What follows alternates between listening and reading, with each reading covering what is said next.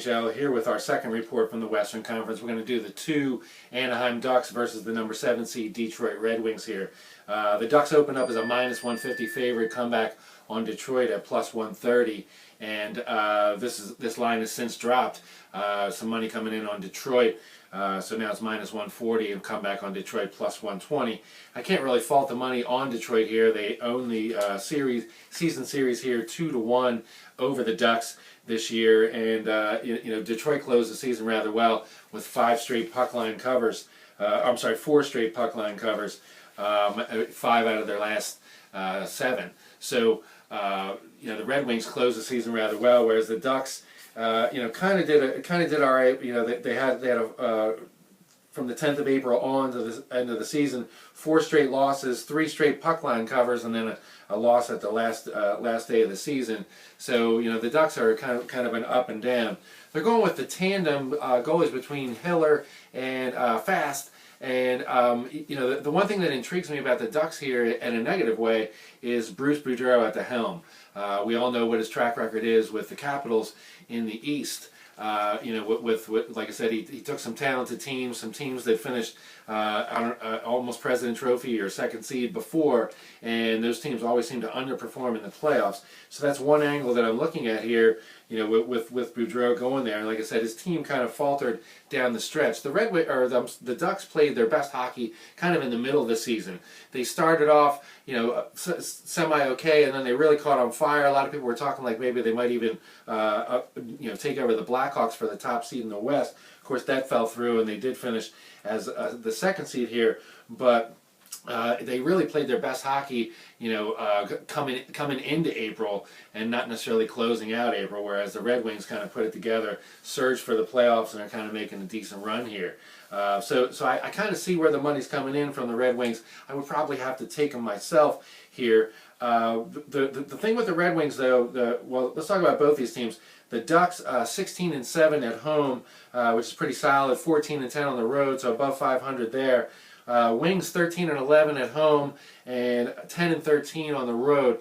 And when we look at the power play, the Red Wings power play is 23rd on the road, where they're 6th at home. So they seem to do a lot better at Joe Louis Arena than they do on the road, and that's one of the things that I think is going to make it so. Rather than buy into the Detroit +130 or +120, I would probably hang and wait for Game 1 in a game where they're most likely going to lose. Once they do lose, then you would be looking at a nice, +180 to +200 return on Detroit. Probably not a bad move there. If you're a Detroit believer. I really don't, like I said, this is kind of a toss-up series for me, so I'm really, not really leaning one way strongly or the other. But like I said, that Bruce Boudreau angle is a strong one here, because like I said, I remember a lot of those Capitals teams. I just moved down here to the DC area, and like I said, it was all exciting when he came here. They turned it around, made the playoffs, surged and made the playoffs. But then once they got into the playoffs, it was always a letdown.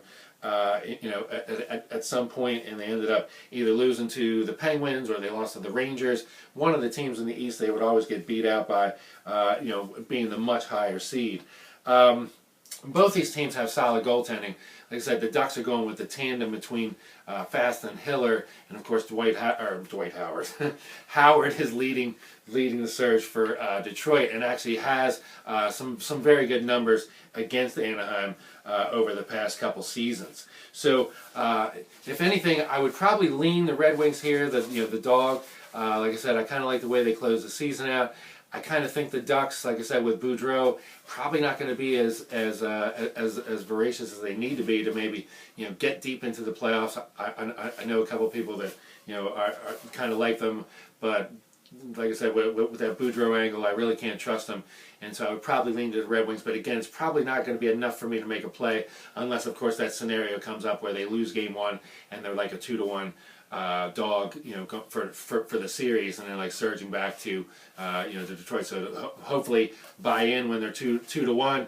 They win game 2 in Anaheim and come back to Detroit, and hopefully put together a 2-game win streak in Detroit, and then you're sitting in the driver's seat and actually maybe even have some hedge material to come back on Anaheim and lock in some free money. So that's another angle that's really good in the playoffs. Is, like I said, if you have a knack for predicting which way the series will go, or see the way these lines are going to go when they refuel the series prices all the time, sometimes you can get yourself in a real nice position where you have over 2-1 on both sides of the series, in case you get a strong comeback. So of course you have over 2-1 on both sides. That's definitely free money there. So those are the kind of angles that are good to play when you're looking at these futures. So that brings us to the end of Anaheim, Detroit, and we'll be back with Vancouver and San Jose in a little bit. So until then, let's make some money.